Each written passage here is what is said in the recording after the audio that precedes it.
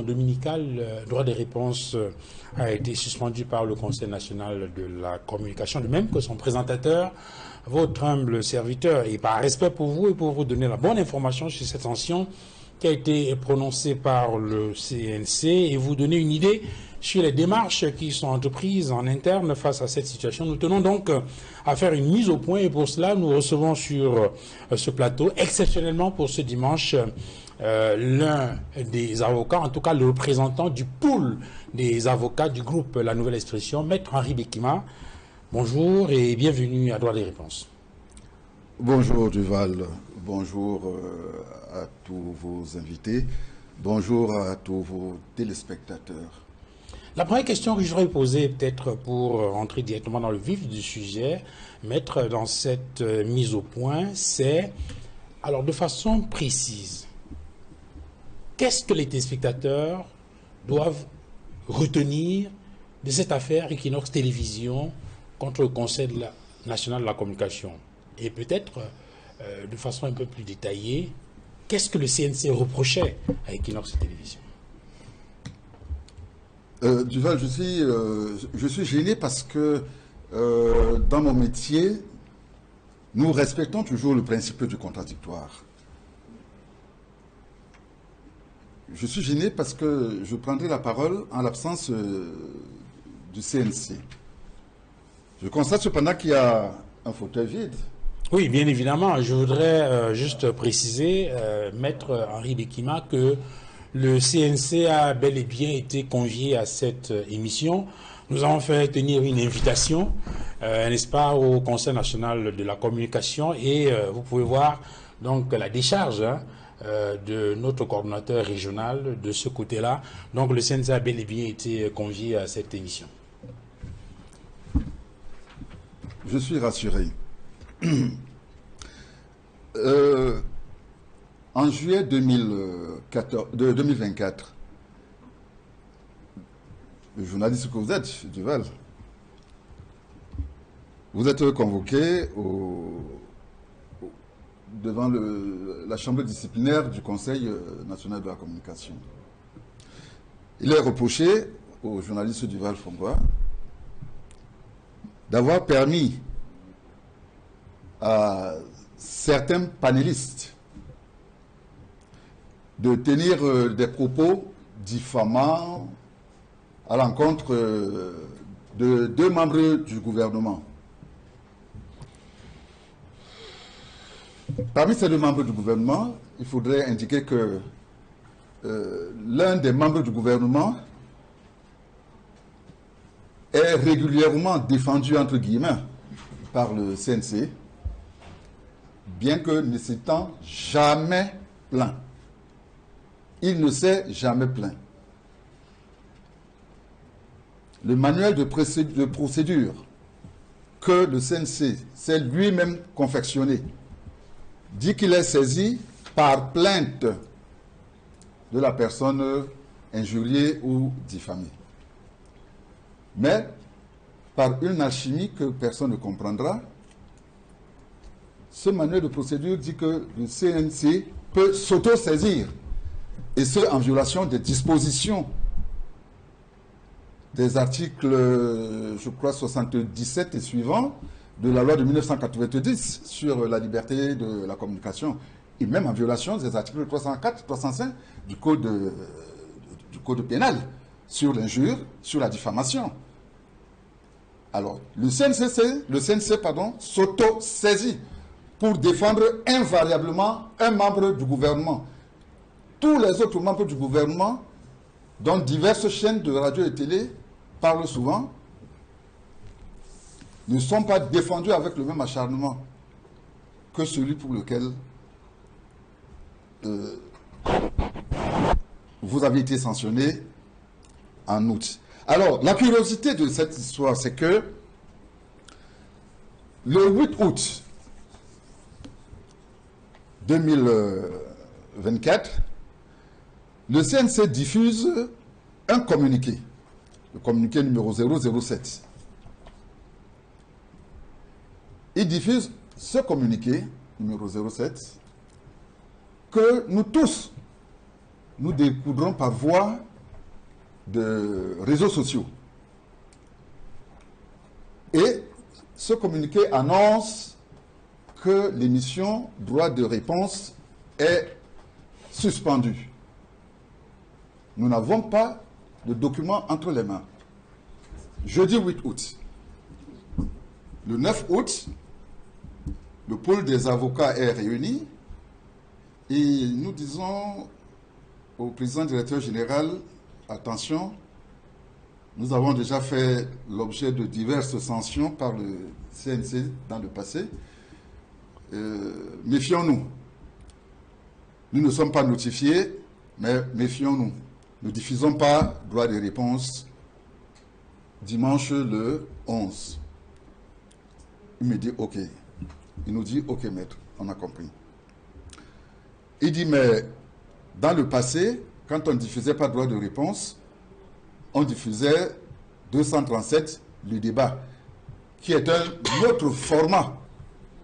Ce format est différent du format de droit de réponse.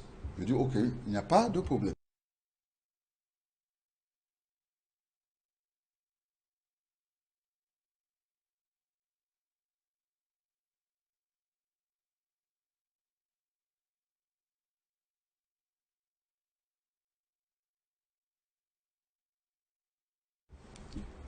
Communiqué numéro 008 du 12 août, que voici. Le CNC est extrêmement énervé. Extrêmement énervé. Qu'est-ce qu'il dit? Que certains médias, à l'instar de la chaîne de télévision Equinox TV, déploient de manière insidieuse et répétitive des stratagèmes visant à remplacer les programmes suspendus par le CNC, etc., etc. Compte tenu de ce qui précède, le Conseil national de la communication précise fermement qu'il réaffirme sa mission première de promotion et de protection des libertés, de la liberté de la presse, qu'il demande sans délai aux responsables de la chaîne de télévision Equinox d'arrêter toute diffusion de l'émission 237, le débat, programmée en lieu et place de droit de réponse suspendu pour faute professionnelle. C'est le communiqué numéro 08 du 12 août. Alors, ce qui est extrêmement intéressant dans ce dossier, c'est que la décision mise à exécution la veille ou l'avant-veille, la décision mise à exécution, c'est la décision numéro 182. Elle est rendue le 12 août. Lundi, le 12 août 2024. La décision n'est pas encore rendue, mais elle est mise à exécution. Je ne sais pas si vous parvenez à comprendre quelque chose dans ce film hollywoodien. Et pour nous montrer qu'ils ont du muscle,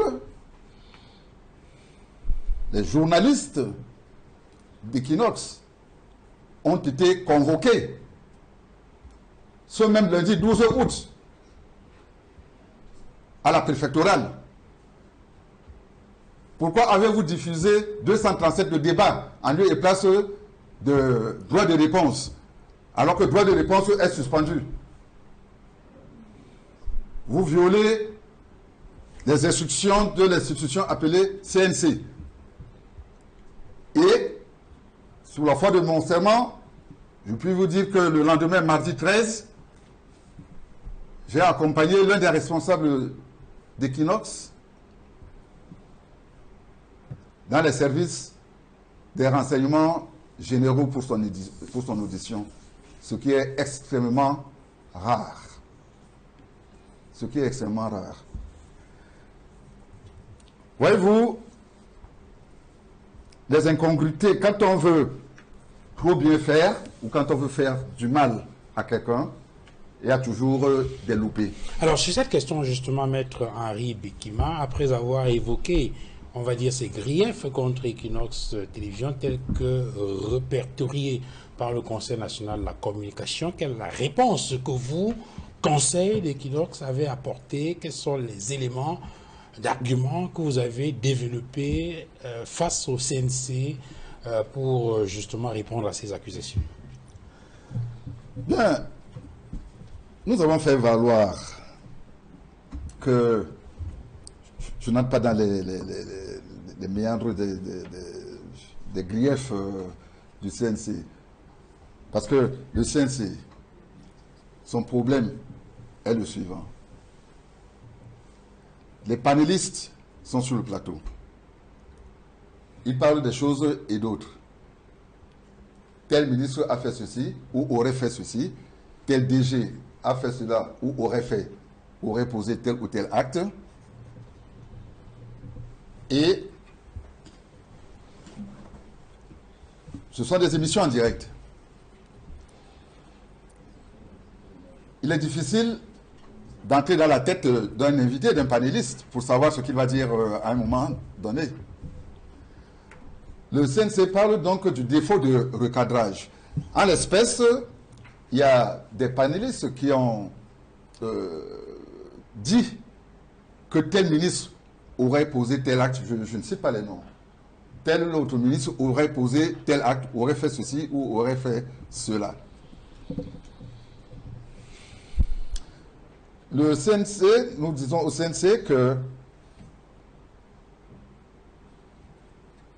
si des propos ont été tenus, nous, journalistes, enfin, les journalistes d'Equinox, ont tout de même dit aux panélistes que on posait la question de savoir est-ce que vous avez des preuves?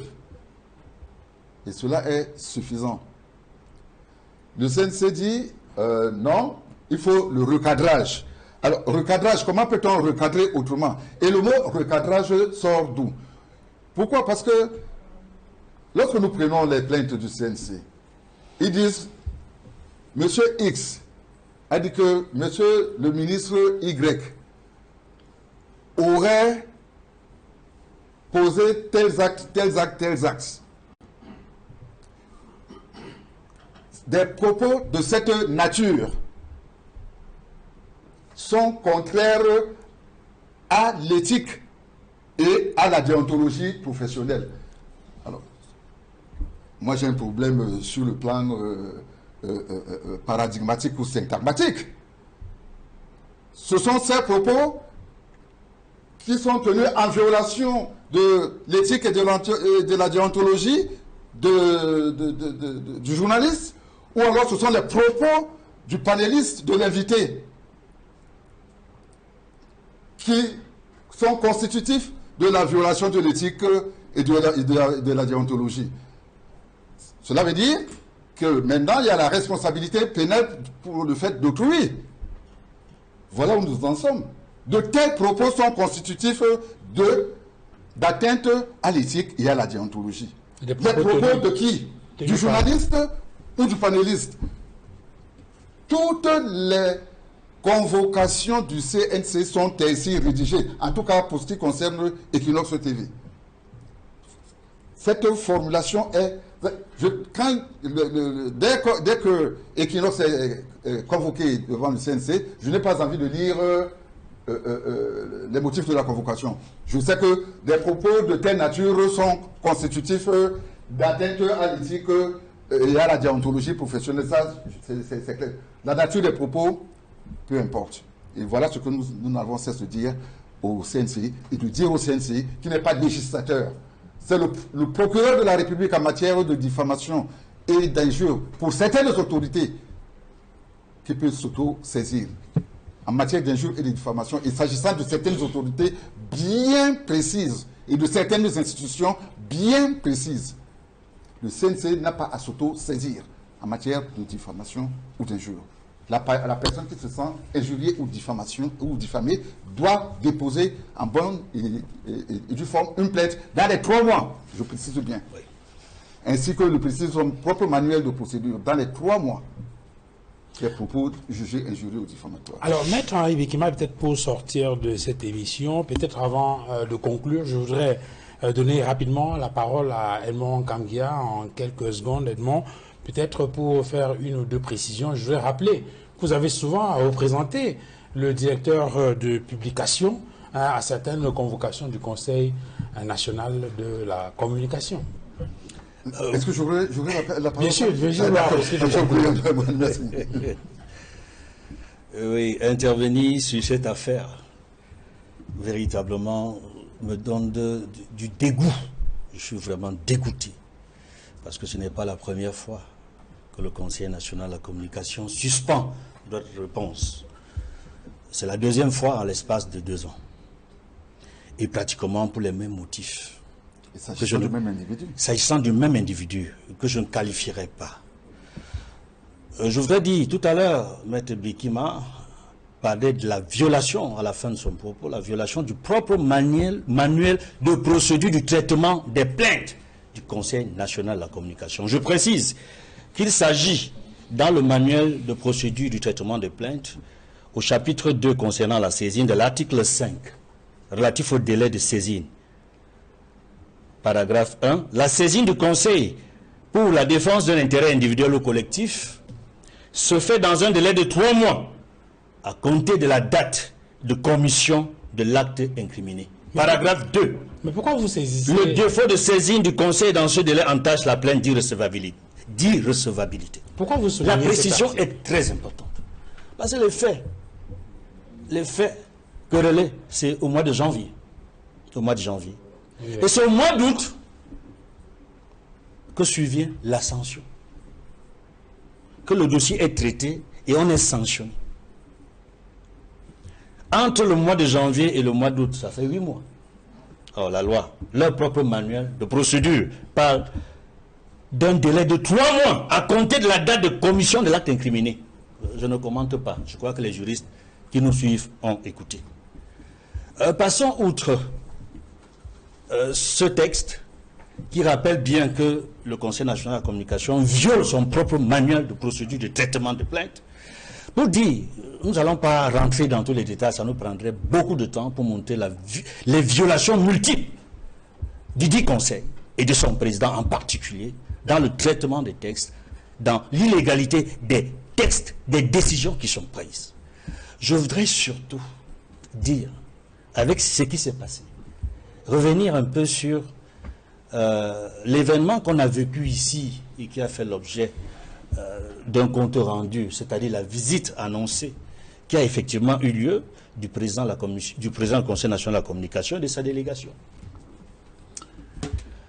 Alors, ils nous disent, ils nous envoient une lettre, c'était en l'absence de notre patron qui était à l'étranger. Et Dieu seul sait qu'avec son prédécesseur, je parle du prédécesseur, l'actuel président du Conseil national de la communication, qui était plus avenant, plus gentleman, lorsqu'il voulait descendre sur le terrain, il se donnait la précaution d'appeler auparavant le responsable du média pour trouver ensemble une date convenable qui lui permettait, lui, le président du Conseil national de la communication et sa délégation, d'arriver sur les lieux, dans la rédaction et trouver le patron. Cela n'a pas été fait. Cette courtoisie n'a pas existé, n'a jamais existé avec l'actuel président du Conseil national de la communication. 2. Il nous envoie une lettre qui arrive un lundi et qui annonce une visite le mardi à 13h.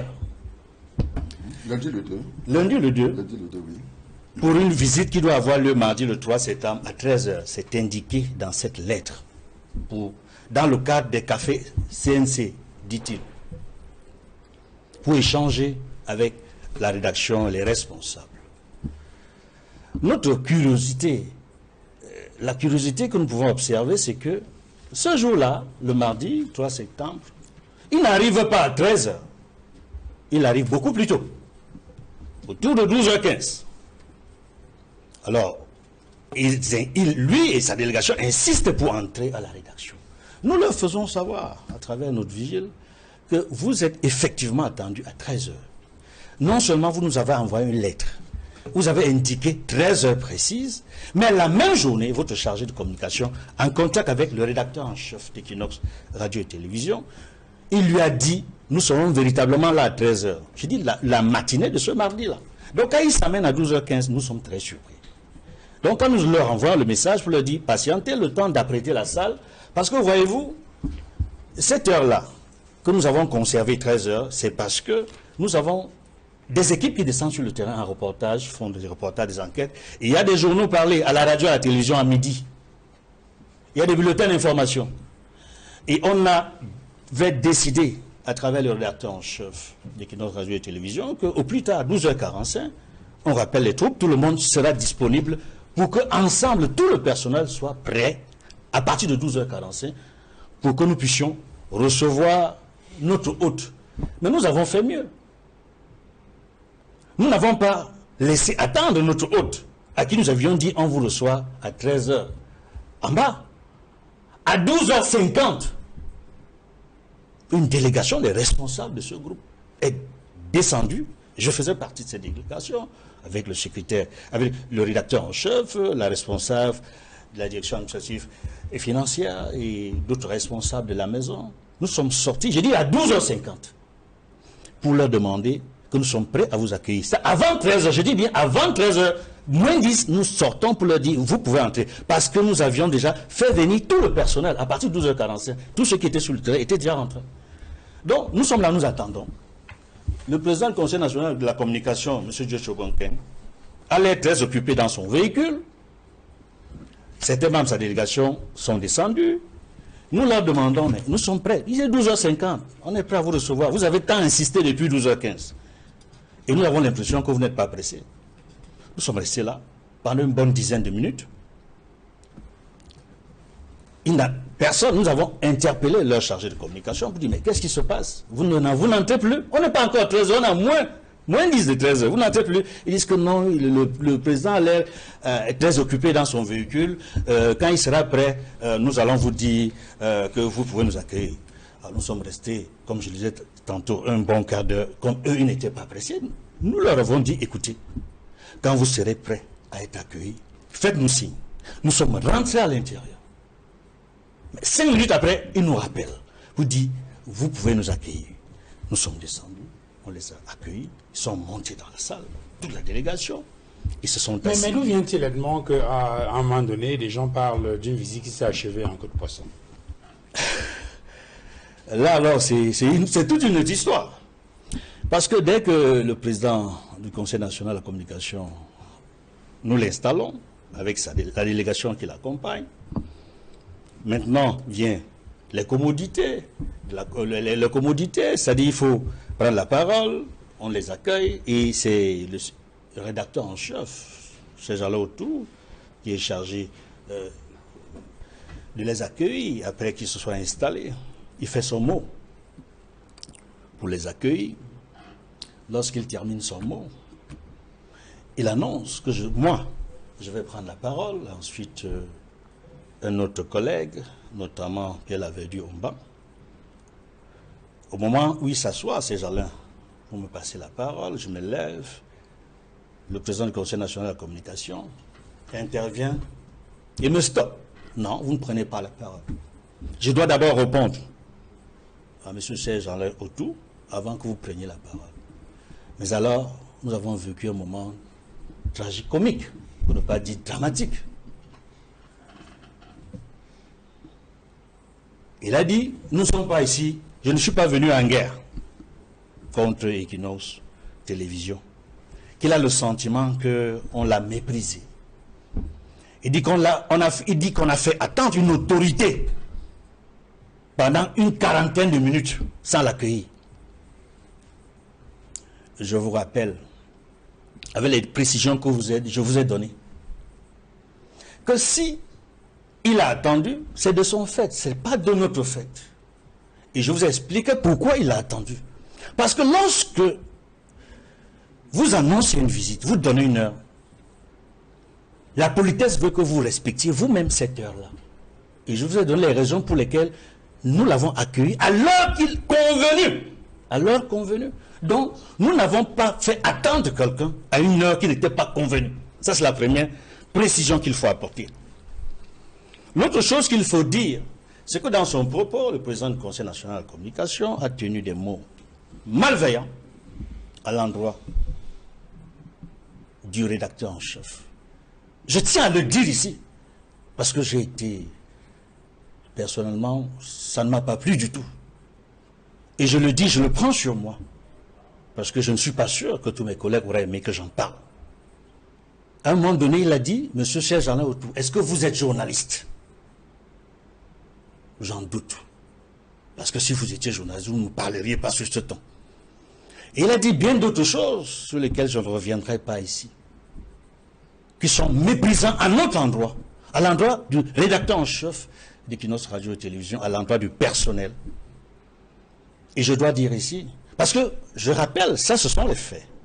Parce que moi, au moment où il a dit à sa délégation, écoutez, allons, on s'en va.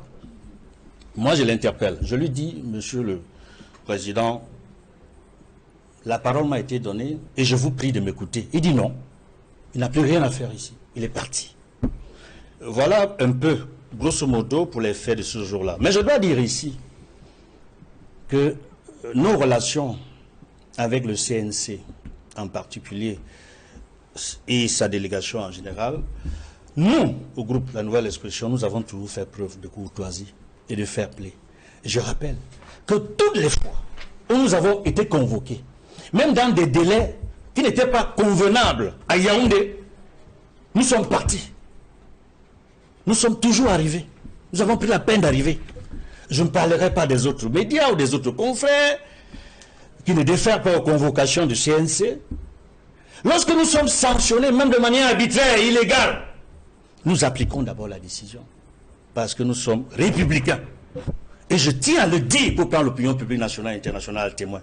Nous avons toujours respecté les sanctions, même quand c'était illégal et arbitraire. Et nos conseils avaient le devoir de faire ce qui est dans leur rôle. Mais je voudrais, par rapport au motif qui revient tout le temps, recadrage, parce que Duval Fangwa, comme il y a 2 ans, Sédic Noufélé, dans le même rôle de modérateur, ils sont sanctionnés pour absence d'encadrement, de recadrage des panélistes. Moi, je voudrais vous dire sur ce propos que ce terme-là, nous avons demandé tout le temps au Conseil national de la communication, qu'est-ce que vous mettez comme contenu dans le terme de recadrage et d'encadrement des panélistes? Ils ont eu de la peine à nous donner un contenu, une précision. Mais moi, je vais m'appuyer sur la charte de Munich et sur les codes éthiques qui existent au Cameroun et ailleurs, pour dire qu'en réalité, il y a des principes qui sont chers en matière d'éthique et de déontologie. Vous ne pouvez pas vous lancer dans un recadrage systématique avec les limites du même recadrage. C'est-à-dire, la tendance à recadrer de manière systématique pousse le journaliste à tomber dans une erreur grave qu'on appelle le parti pris. Le parti pris. Parce qu'il y a des principes chers en journalisme qu'on appelle l'équilibre de l'information et l'impartialité. C'est ça, les principes chers à tout journaliste, au modérateur en particulier. Pourquoi et comment ça s'applique? Lorsque vous avez un panéliste d'un parti de l'opposition, un panéliste d'un parti au pouvoir, le devoir du modérateur, c'est de donner la parole de manière équitable à chacune des parties, sans prendre position, sans avoir un parti pris pour l'un et l'autre. C'est comme un rôle d'arbitre qui s'assure que le fair play existe et il guide seulement, il oriente seulement le débat, il ressente le débat. Parce que si recadrer signifie empêcher l'un de parler et donner plus la parole à l'autre, alors le journaliste ne fait pas son travail. Et je voudrais, si tu le permets, très rapidement citer des documents. Non, c'est-à-dire que de manière globale, les textes qui mettent l'accent sur l'équilibre de l'information et sur l'impartialité. Je ne serai pas long, c'est juste des indications dans les préambules et peut-être les principes. La charte de Munich, par exemple, qui guide le métier de journalisme dans le monde. Et je rappelle un extrait du préambule, le droit à l'information, à la libre expression et à la critique est une des libertés fondamentales de tout être humain. Et dans la déclaration des devoirs, parce que la charte de Munich a une partie, déclaration des droits, déclaration des devoirs. Dans la déclaration des devoirs, il y a ceci qui est important. Paragraphe 2, la déclaration des devoirs. Défendre la liberté de l'information, des commentaires et de la critique. Et au paragraphe 10, où il faut refuser toute pression et n'accepter des directives rédactionnelles que de la part des responsables de la rédaction. Je vais plus loin, et c'est ça le plus important. Tout journaliste dit de son nom se fait un devoir d'observer strictement les principes énumérés ci-dessus, reconnaissant le droit en vigueur dans chaque pays, la juridiction des pairs à l'exclusion de toute ingérence gouvernementale ou autre. Et nous avons l'impression que l'organe de régulation, nous aurions souhaité qu'elle soit d'une certaine manière une sorte de juridiction des pairs. Mais pour qu'il y ait une véritable juridiction des pairs, il faut qu'il y ait une autorégulation. Mais à défaut de cette autorégulation, par les journalistes eux-mêmes, nous avons souhaité l'arrivée du Conseil national de la communication qui a refusé de jouer son rôle de juridiction des pairs et qui, je le rappelle, se comporte comme le bras séculaire de l'État. Or, je vous ai lu tout à l'heure qu'il faut reconnaître la juridiction des pairs à l'exclusion de toute ingérence gouvernementale ou autre. Or, le Conseil national de la communication se comporte comme une structure qui est actée, qui est activée par une ingérence gouvernementale. Je ne dis pas tout le gouvernement, mais dans le cas d'espèce, on a un membre du gouvernement qui est toujours présent. Sur l'équilibre de l'information et l'impartialité, le code de déontologie de l'Union des journalistes du Cameroun, je vais citer, dans l'article 1er, je prends simplement le paragraphe 1, qui dit ceci. Ce que le journaliste doit faire, sa mission, livrer au public une information vraie, honnête, équilibrée, c'est le mot que je voulais que vous reteniez, équilibrée, bref, aussi complète que possible. Parce que quand l'information est équilibrée, moi je le souligne, cela fait en sorte que vous avez donné la version de l'un et de l'autre, et le journaliste n'a pas pris position. Et c'est ça qu'on recommande aux journalistes. Dans le code de déontologie de la République du Cameroun, parce que je précise qu'il y a un code de l'Union des journalistes du Cameroun, que les journalistes eux-mêmes se sont donnés en 1996, les journalistes eux-mêmes. Mais le gouvernement du Cameroun a lui-même son code de déontologie pour les journalistes. Et je précise que ces principes-là existent même dans le code de déontologie de la République du Cameroun. C'est par exemple au niveau de préambule où l'obligation est faite à tout journaliste d'adhérer dans sa conduite professionnelle au principe de l'honneur, de la probité intellectuelle et de l'impartialité. Parce que l'équipe d'information va de pair avec impartialité. Conformément à la charte de Munich adoptée le 25 novembre 1971. Je voudrais enfin citer un document également important que le Cameroun a signé et ratifié et qui concerne pas seulement les journalistes mais l'ensemble des citoyens dans la République. C'est la charte africaine de la démocratie, des élections et de la gouvernance. Dans son préambule, je cite au niveau des objectifs, il y a un point important. Le point 10 des objectifs, charte africaine de la démocratie, des élections et de la gouvernance. Promouvoir la création des conditions nécessaires pour faciliter la participation des citoyens, la transparence, l'accès à l'information, la liberté de la presse et l'obligation de rendre compte de la gestion des affaires publiques. Et quand je parle d'obligation de rendre compte des affaires publiques, ça concerne et les journalistes et les panélistes sur les plateaux. Et le modérateur fait tout simplement son travail dans l'impartialité et l'équilibre de l'information. Alors, pour sortir de ce sujet, de cette mise au point, Maître Henri Bekima, alors, droit de réponse a été suspendu pour 1 mois, son modérateur également. Maintenant, la sanction a été exécutée. D'ailleurs, il faut rappeler que chaque fois que Equinox a été sanctionné, elle a exécuté la sanction de bonne foi jusqu'à son terme, ce qui a encore été le cas cette fois-ci, bien qu'il y ait eu, selon la démarche que vous avez indiquée, des abus, par exemple en ce qui concerne l'interdiction de diffusion de 237 débats. Alors qu'est-ce qu'on fait? On passe à autre chose? Duval, je vais vous répondre. Mais je vais faire sourire Edmond, qui se pose la question de savoir ce qu'on appelle recadrage. Qu'est-ce que le CNC entend par recadrage? Lundi, le 2 septembre, j'étais au CNC, où vous, Duval, vous étiez convoqué une nouvelle fois avec votre collègue et confrère Babila. Vous étiez malade. J'étais en chambre de discipline avec Babila.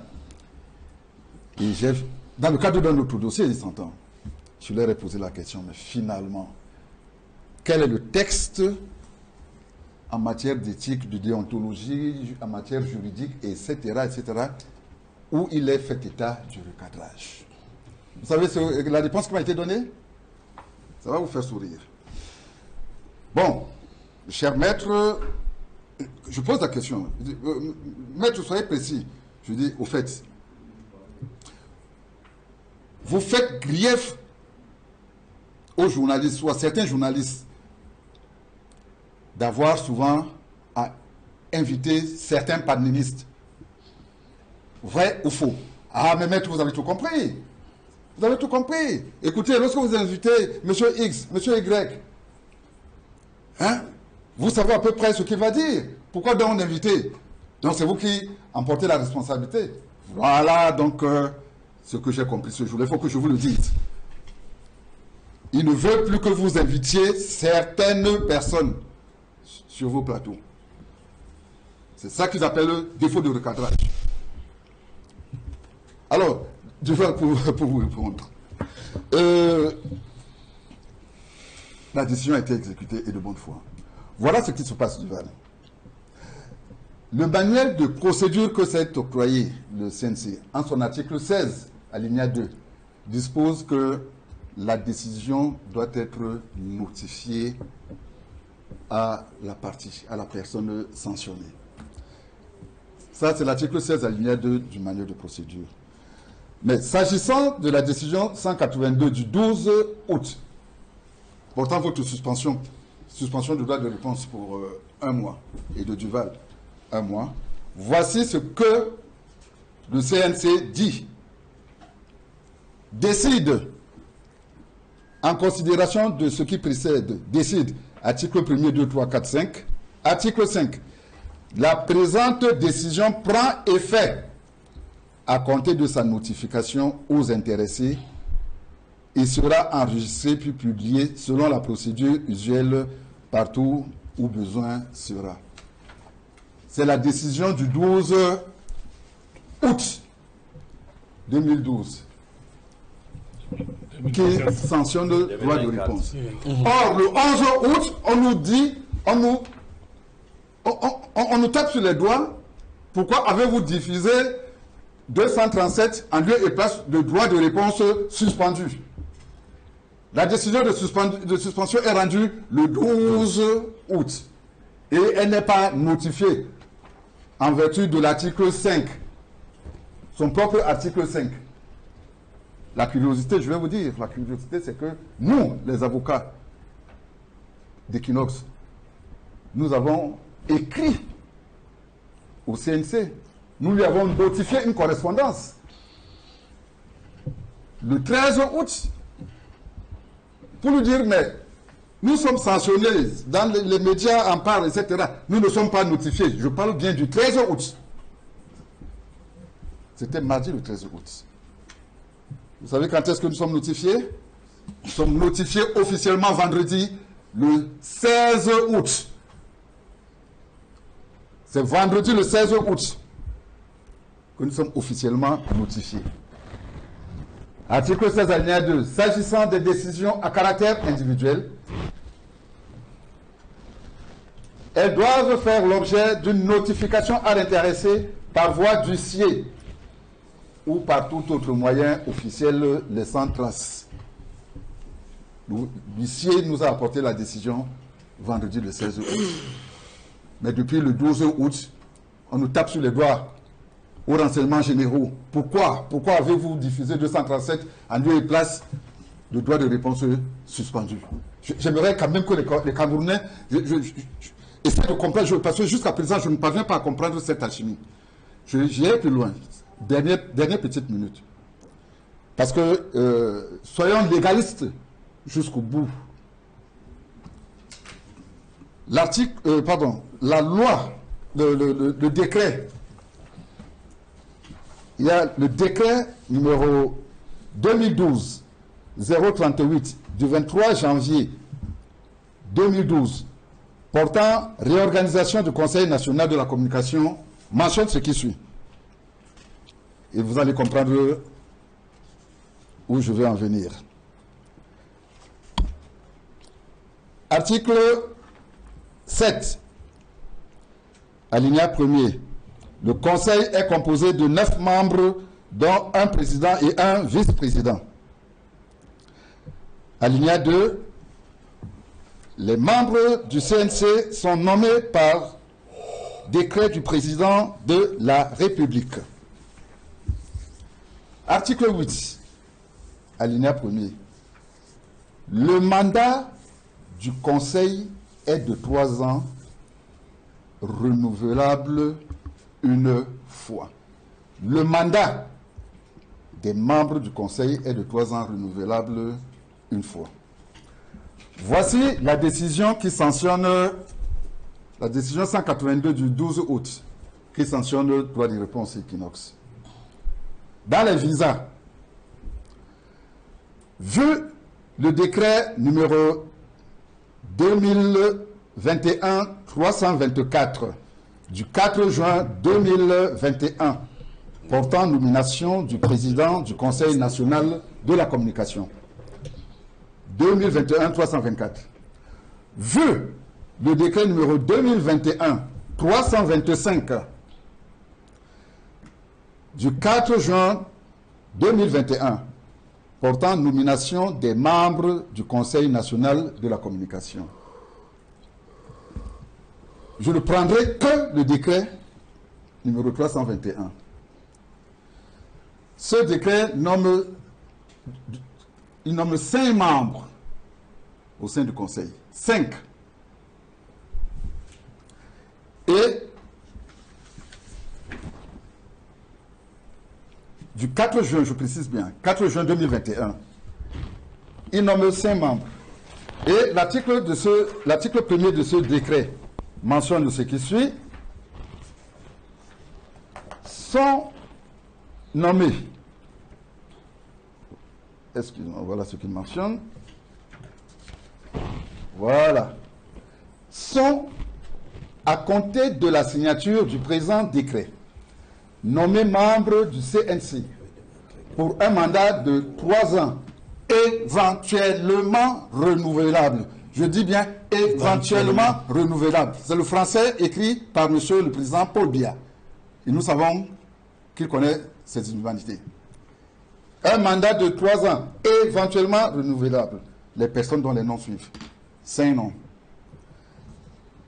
Ce mandat est arrivé à expiration quand? En juin 2024. Jessako, donc disons au 5 juin 2024. Oui.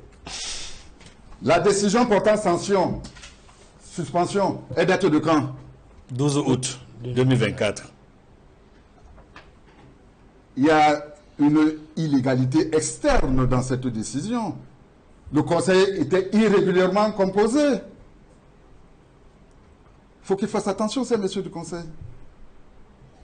Le décret dit éventuellement renouvelable. On n'a pas dit renouvelable par tacite reconduction.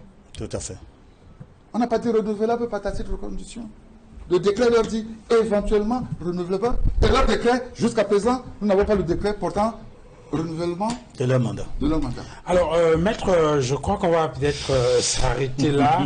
Et la suite, ça va se passer certainement dans les tribunaux. Je voudrais vous remercier pour tous ces éléments que vous avez apportés dans cette mise au point, n'est-ce pas, dans l'affaire Equinox Télévision contre Conseil national de la communication. 2 précisions à faire avant de sortir de ce sujet. La première précision, c'est que les téléspectateurs doivent savoir que le Conseil national de la communication a effectivement été convié sur ce plateau, dans cette émission, en précisant bien évidemment dans l'invitation que cette question sera au menu des débats. L'invitation a été déposée au siège du CNC. Il y a une décharge qui a été faite par notre coordonnateur régional de ce côté-là. Et on a bien évidemment cette décharge-là. Ça, c'est la première chose que je voudrais préciser. Voilà, c'est ça, la décharge dont le CNC a bel et bien été invité sur le panel. Quoi qu'il en soit, on ne soumettra pas la question à débat. Je suis désolé, maître Gueffak et Christian. Je sais que vous avez pris beaucoup de notes. Vous avez pris beaucoup de notes, mais malheureusement, justement pour ne pas faire comme les autres, eh bien, on ne mettra pas la question en débat. Nous allons donner la parole à Maître Bekima parce que le conseil de la nouvelle expression, il représente le pôle des avocats, la nouvelle expression, et à Edmond Kamgia parce que là, ça doit représenter le directeur de publication, n'est-ce pas, au Conseil national de la communication. J'aurais dû, moi aussi, prendre la parole, puisque j'y suis allé pour la première fois, et pour la première fois, j'en suis sorti avec une sanction. Bon, alors, là n'est pas la question. La deuxième précision que je voudrais faire, je voudrais rappeler que c'est la première sanction en une vingtaine d'années de pratique de métier et de gestion des débats radio et télé. Deuxième chose à faire, il faut peut-être à préciser, c'est que il faut qu'on sache que nous ne sommes pas contre le CNC. Nous ne sommes pas contre le régulateur. D'ailleurs, il me semble, et le PDG le rappelait fort opportunément il y a quelques jours encore, que les professionnels ont œuvré, ont demandé de tous leurs voeux que cet organe soit mis en place. Alors, le débat se pose au niveau de l'indépendance de cette structure et il est question de se battre pour que le Conseil national de la communication reste un organe indépendant, parce que c'est cette indépendance-là qui va permettre effectivement à cet organe de mieux faire son travail et de permettre aux journalistes d'exercer en toute quiétude. Merci, messieurs, merci à vous, Maître Bekima, d'être venu sur ce plateau. Vous allez céder votre siège à Serge-Henri Kelbey. Serge-Henri Kelbey, qui est le porte-étendard du Rassemblement démocratique du peuple camerounais, le RDPC, sur ce plateau ce midi.